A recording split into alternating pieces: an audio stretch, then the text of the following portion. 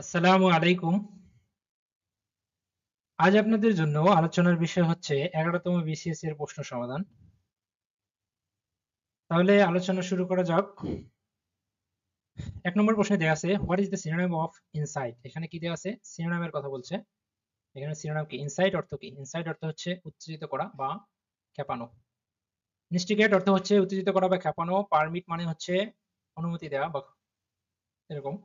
Arts মানে কি? তাড়না করা কোনো কিছুতে। আর ডিসিভ মানে হচ্ছে প্রতারিত করা। তাহলে ইনসাইট মানে হচ্ছে উত্তেজিত করা বা ক্ষেপানো। ইনস্টিগেট মানে হচ্ছে প্ররোচিত করা বা উত্তেজিত করা। সুতরাং এই প্রশ্নের সঠিক উত্তর হবে অপশন এ। 3 নম্বর প্রশ্নটি একটু লক্ষ্য করুন। এখানে বলছে what is antonym of honorary. অনারারির বিপরীত শব্দ কি? আমরা জানি লিটারারি মানে কি? লিটারারি মানে হচ্ছে সাহিত্যিক। Honorary honourable. অনারেবল মানে কি? অনারেবল মানে হচ্ছে সম্মানিত ব্যক্তি যাকে বলা হয়। স্যালারাইড, স্যালারাইড মানে কি? স্যালারাইড মানে হচ্ছে বেতনভুক্ত। আর অনারারি মানে কি? আমরা যদি প্রশ্নটা চিন্তা করি তাহলে অনারারির অর্থ কি? অনারারি হচ্ছে যে অবৈতনিক। হ্যাঁ? যে হচ্ছে বিনা বেতনে কাজ করে তাকে বলা হয় অনারারি। আর অফিসিয়াল মানে হচ্ছে কি? মানে সরকারি কর্মকর্তা এই যেটা আছে যিনি আরকি তাকে অফিসিয়ালস বলা হয়। তা এই প্রশ্নের অনারারি এর বিপরীত শব্দ হচ্ছে স্যালারাইড। স্যালারিড। ৩ নম্বর প্রশ্নটি লক্ষ্য করুন। এখানে বলছে what is the verb of word ability. এখানে কি বলছে? ভার্বের কথা বলছে। What is the verb of the word ability. Ability এর ভার্ব ফর্ম কি সেটা খুঁজতে হবে আমাদেরকে। আচ্ছা, অ্যাবলনেস এই শব্দটা ব্যবহৃত নয়, মানে এটা ক্রস। আমরা এটা ক্রস দিতে পারি।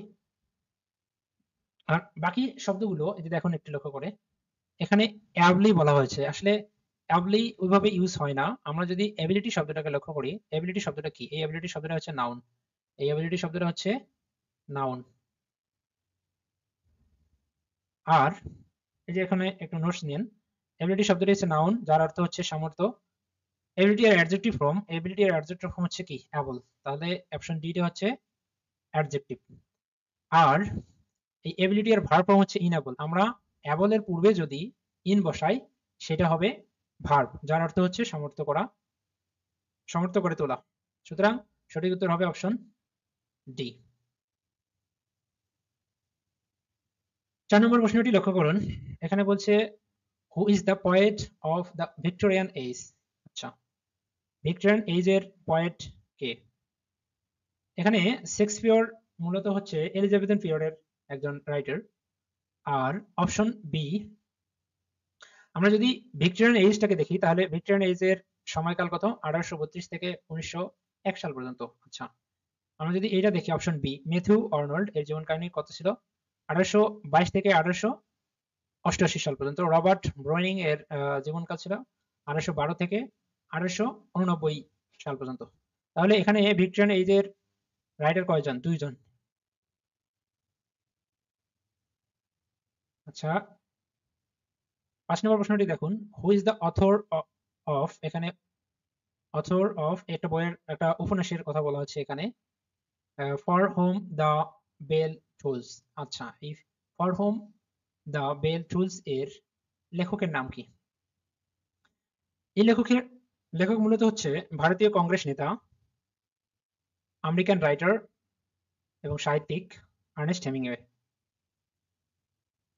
তার আরো অনেক উপন্যাস আছে। তার মধ্যে দেখা যাচ্ছে যে a farewell to arms, old man and the sea, the dangerous summer. এই প্রশ্নের সঠিক উত্তর হচ্ছে অপশন ডি। 6 নম্বর প্রশ্নটি লক্ষ্য করুন। Fill in the blanks. এখানে ব্লাঙ্কটা আমাদের পূর্ণ করতে হবে। He has assured me dash safety. আচ্ছা, এখানে একটা প্রিপোজিশন বসাইতে হবে। আমরা জানি এসুর এর পরে কি বসে? নিশ্চিত করা অর্থে। এখানে বলছে হি হ্যাজ অ্যাসুরড মি, সে আমাকে কি করছে? নিশ্চিত করিয়াছে ড্যাশ সেফটি, মানে নিরাপত্তার কি করছে? মানে নিশ্চয়তা দিয়েছে, মানে নিশ্চয়তা দিয়েছে। তাহলে নিশ্চিত করা অর্থে এসুর এর পরে প্রিপোজিশন হিসেবে কি বসে? অফ বসে। সুতরাং সঠিক উত্তর হবে অপশন বি। তারপরে প্রশ্নটা যদি আমি লক্ষ্য করি তাহলে বলছে may Allah help you. What kind of sentence? এখানে ফাইভ কাইন্ড অফ সেন্টেন্সের মধ্যে এই সেন্টেন্সটি কোন সেন্টেন্সের মধ্যে আছে সেখানে লক্ষ্য করতে হবে। আমরা জানি মে যুক্ত যে সেন্টেন্স গুলো আসে সেগুলো কি হয়, ইচ্ছা প্রার্থনা এরকম যখন বোঝায় তখন সেগুলো কি হয়, সাধারণ ইচ্ছা বা প্রার্থনা যদি বোঝায় সেই বাক্য বা সেন্টেন্স গুলোকে কি বলা হয়, অপারেটিভ সেন্টেন্স বলা হয়। আর যদি আদেশ নিষেধ এরকম কোনো কিছু বোঝায় তখন সেটা ইম্পারেটিভ সেন্টেন্স হয়। যদি সাধারণ বিবৃতি বোঝায় তখন সেটা অ্যাসার্টিভ সেন্টেন্স হয়। আবেগ অনুভূতি এরকম যখন বিস্ময়সূচক কোনো কিছু বোঝায় তখন এক্সক্লেমেটরি সেন্টেন্স হয়। সুতরাং 7 নম্বর এই প্রশ্নটির অ্যান্সার হবে অপশন এ।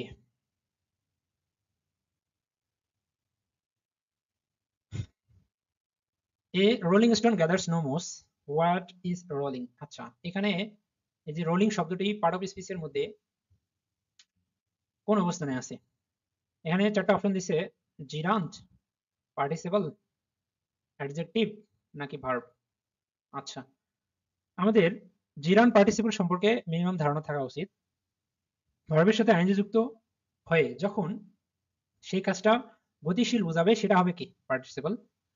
আর ভার্বের সাথে আইনজি যুক্ত হয়ে যে কাজটা স্টেবল বোঝাবে সেটা কি হবে, সেটা হবে gerund.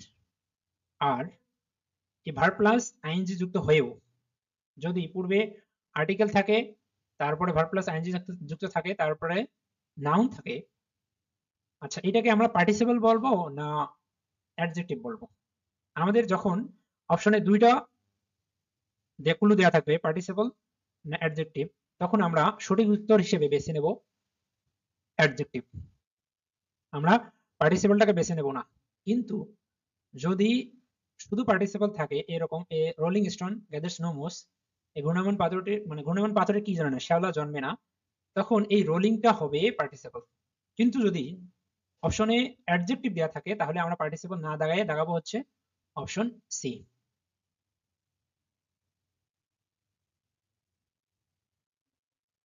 He has been ill dash Friday last.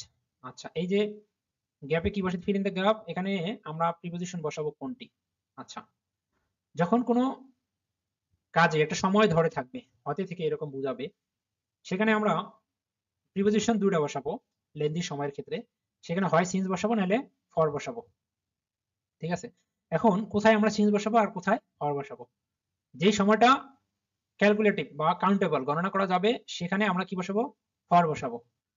আর যে সময়টা আনকাউন্টেবল মানে নন ক্যালকুলেটিভ মানে ক্যালকুলেটিভ কোনো কিছুতে গণনা করা যায় না, তখন সেখানে আমরা কি বসাবো, তখন সিন্স বসাবো। আচ্ছা, এখানে বলছে he has been ill dash Friday last. আচ্ছা, এই যে সময়টা লক্ষ্য করেন, দেখুন যে মানে গত শুক্রবার থেকে, আচ্ছা গত শুক্রবারের কখন থেকে সেটা কি এখানে উল্লেখ আছে? নাই, সেটা কিন্তু ধরা যাচ্ছে না।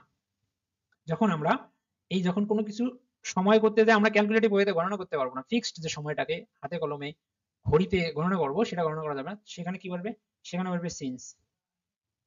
সুতরাং এই প্রশ্নের সঠিক উত্তর হবে option A. Which is the noun of the word beautiful. আচ্ছা, এখানে নাউন কি, বিউটিফুল শব্দ থেকে যে একটা নাউন শব্দ বাইর করতে হবে, হ্যাঁ। আচ্ছা, বিউটিফুল শব্দটি মূলত কি? বিউটিফুল শব্দটি হচ্ছে অ্যাডজেক্টিভ। বিউটিফুল শব্দটি কি? এই বিউটিফুল শব্দটি কি? এই বিউটিফুল শব্দটা হচ্ছে অ্যাডজেক্টিভ। আর এই বিউটি শব্দটি কি? বিউটি শব্দটি হচ্ছে নাউন। আর বিউটিফুল শব্দটি কি? এই বিউটিফুল শব্দটি হচ্ছে অ্যাডভার্ব।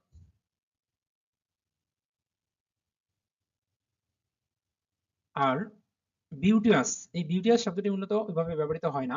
তাহলে আমাদের এখানে নাউন খুঁজে পেয়েছি বিউটিফুল থেকে, অপশন বি, বিউটি। সুতরাং সঠিক উত্তর কি? Option B. আচ্ছা, হোল্ড ওয়াটার মিন্স ড্যাশ, এখানে দেওয়া আছে কিপ ওয়াটার, পানি রাখার, পানি রাখো, এখানে এরকম বলছে যে পানি রাখার একটা স্থান বলে বোঝাচ্ছে। স্টোর ওয়াটার মানে পানি সংরক্ষণ করো। আর আরো দেওয়া আছে যে ড্রিঙ্ক ওয়াটার মানে পানি পান করো। বেয়ার এক্সামিনেশন, বেয়ার এক্সামিনেশন মানে কি? আচ্ছা, হোল্ড ওয়াটার মানে হচ্ছে টিকে থাকা। আমরা যদি কোনো একটা পাত্রে কোন পানি রাখি অথবা কোনো অবস্থানে কোনো একটা জিনিস ব্যালেন্স করে রাখি, সেটা হচ্ছে যে টিকে থাকা, এই অর্থটা মিনিং করে। বেয়ার এক্সামিনেশন এর সিনোনিম অর্থ হবে, এটা মূলত ইডিয়ম ফ্রেজ। বেয়ার এক্সামিনেশন অর্থ হচ্ছে পরীক্ষায় টিকে থাকা। এই প্রশ্নে hold water means bear examination. সুতরাং সঠিক উত্তর হবে অপশন সি।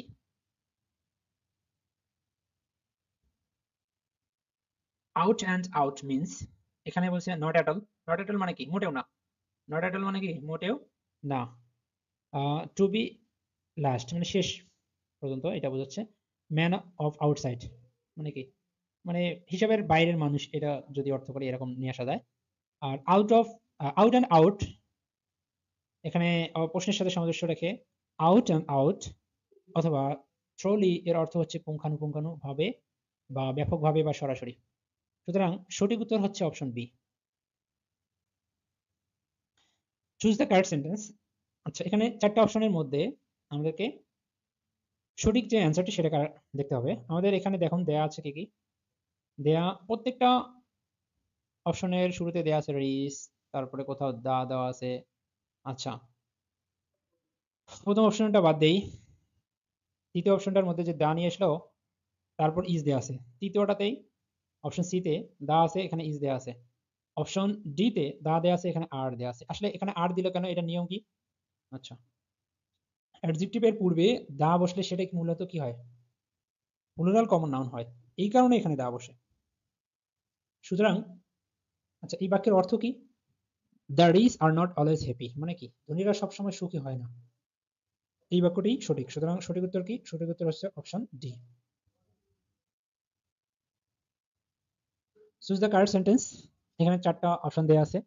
এখানে মূলত কনফিউশন তৈরি করে হ্যাং শব্দটি কখন ফাঁসিতে ঝুলানো হবে আর কখন কোনো কিছুতে আটকানো হবে, সেটা দেয়ালে হোক অথবা গাছে লটকানো হোক, এরকম কোনো কিছু। আচ্ছা, যখন কোনো কিছু মার্ডার করা বোঝাবে, যখন কোনো কিছু কি বোঝাবে?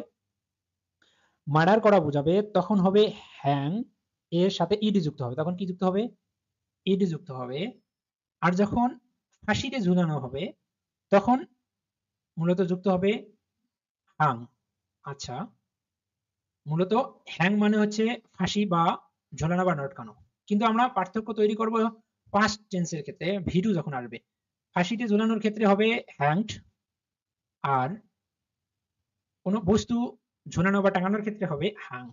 আচ্ছা, এখানে বলছে কি? এখানে বলছে মার্ডারের কথা বলছে। তাহলে প্রথম অপশনটিতে লক্ষ্য করুন, এখানে দেয়া আছে কি হাংড। যেহেতু মার্ডারের কথা বলছে তাহলে হাংড হবে না। দ্বিতীয় যে অপশনটা সেখানে বলছে হাং, এখানে মার্ডারের কথা বলছে, এখানেও হবে না হাং। আচ্ছা,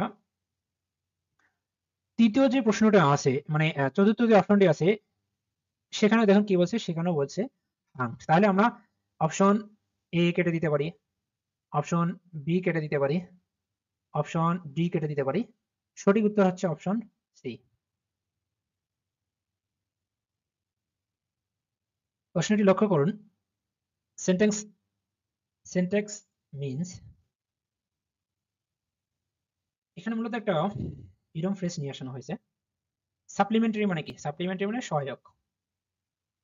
সেন্টেন্স বিল্ডিং, তারপরে বলছে হচ্ছে ম্যানার অফ স্পিচ। আচ্ছা, ম্যানার অফ স্পিচ মানে কি? মানে কথা বলার ভদ্রতা বা একটা ভাব। আর স্যাংক্রোনাইজিং অ্যাক্ট, এটা মূলত হচ্ছে সময়ের সামঞ্জস্য বিধান করা, এরকম কোনো কিছুকে বলা হয় স্যাংক্রোনাইজ অ্যাক্ট। সেন্টেন্স, এই যে সেন্টেক্স, এটা মূলত হচ্ছে সেন্টেন্স বা বাক্য গঠন এর গঠন নিয়ে যে আলোচনা করা হয়, এটা মানে গ্রামাটিক্যালের মধ্যে খুব একটা ইম্পর্টেন্ট পার্ট। আমরা যেখানে বলি যে অর্থ তথ্য, বাক্য তথ্য, হ্যাঁ, এরকম যদি শব্দ তথ্য বলি, তারপরে বর্ণ তথ্য বলি, এইরকম গ্রামারের ভিতরে সেন্টেক্সটা মূলত হচ্ছে বাক্য তত্ত্ব। হ্যাঁ, তাহলে এটা মূলত হচ্ছে সেন্টেন্স তৈরি করে বা সেন্টেন্স বিল্ডিং করে। সুতরাং এই এই প্রশ্নের সঠিক উত্তর হবে অপশন বি, সেন্টেন্স বিল্ডিং।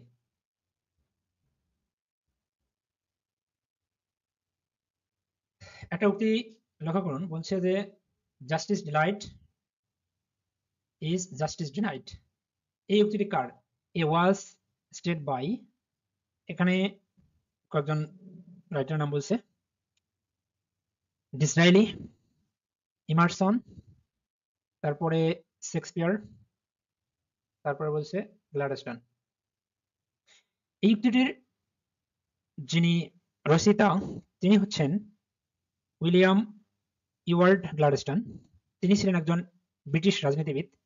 তার আরেকটা উক্তি হচ্ছে জাস্টিস হ্যারিড ইজ জাস্টিস ব্যারিড। আচ্ছা, তাহলে আমরা সঠিক উত্তর পেয়ে গেলাম অপশন সি।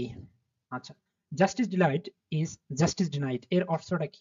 মানে বিলম্বিত বিচারকে অস্বীকার করা হয় সেই বিচার ব্যবস্থা। আর জাস্টিস হ্যারিড মানে কোনো বিচার যদি তাড়াহুড়া করে করা হয় সেই বিচারটাকে সমাহিত করা হয়। হ্যাঁ, এটার অর্থ এরকমটা দেয়।